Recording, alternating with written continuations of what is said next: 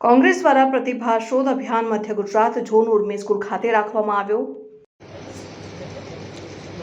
All India Congress committee દ્વારા જે પ્રતિભા શોધ અભિયાન ટેલેન્ટ હન્ટ શરૂ કરવામાં આવ્યું છે, જે દેશના અલગ અલગ રાજ્યોમાં આની શરૂઆત થઈ છે।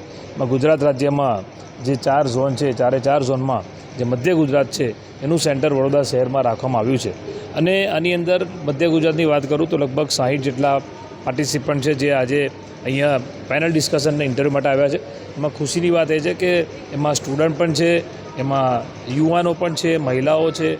કોઈ એડવોકેટ પણ આવ્યા છે। એટલે મને ચોક્કસ વિશ્વાસ છે કે જે રીતે કોંગ્રેસ પાર્ટીની વિચારધારાથી પ્રેરિત થઈને આજે નવા લોકો જે અમારા પાર્ટીની વિચારધારા સાથે જોડાઈને પોતાને એમાં કંઈક ને કંઈક જવાબદારી લેવા માંગે છે, એવા લોકોને જોઈને એવું લાગે છે કે ચોક્કસ આવનારા દિવસમાં પરિવર્તન આવશે। અને એક આ પણ સંદેશો જઈ રહ્યો છે કે સત્તામાં જે બેઠા છે એનાથી લોકો કંટાળ્યા છે, થાક્યા છે, અને જે અભિમાની લોકોને છે એનાથી પણ લોકોને એ એક જાગૃતતા આવી છે કે ભાઈ હવે બહુ થયું, એટલે પરિવર્તન જરૂરી છે। અને આવનારા દિવસમાં વડોદરા શહેરમાં પણ તમને પ્રવક્તા હોય કે બીજા ત્રીજા સંગઠનમાં નવા ચહેરા જોવા મળશે।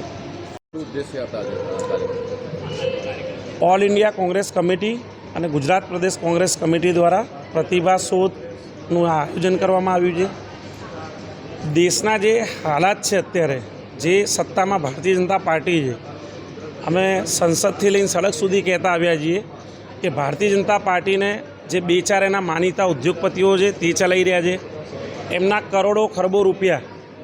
કોંગ્રેસના શીર્ષ નેતૃત્વની પ્રતિભાને ખરડાવવા માટે,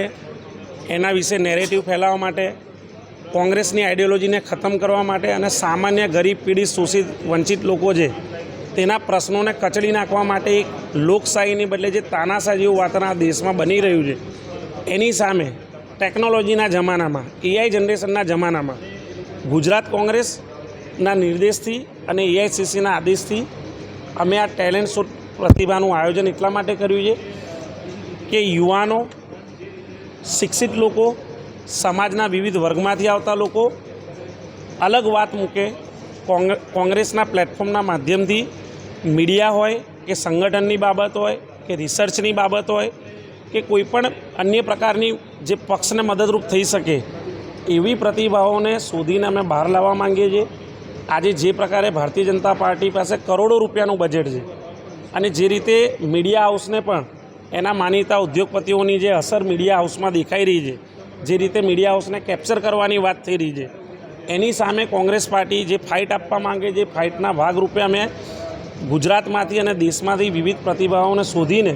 ભારતીય જનતા પાર્ટી સાથે સીધી લડાઈમાં ઉતરીશું। અમારા માટે સૌથી ગર્વની બાબત એ છે કે આ પ્રતિભા શોધ અભિયાનના મારફતે એક 15 વર્ષની નાનકડી ઉંમરની પણ દીકરી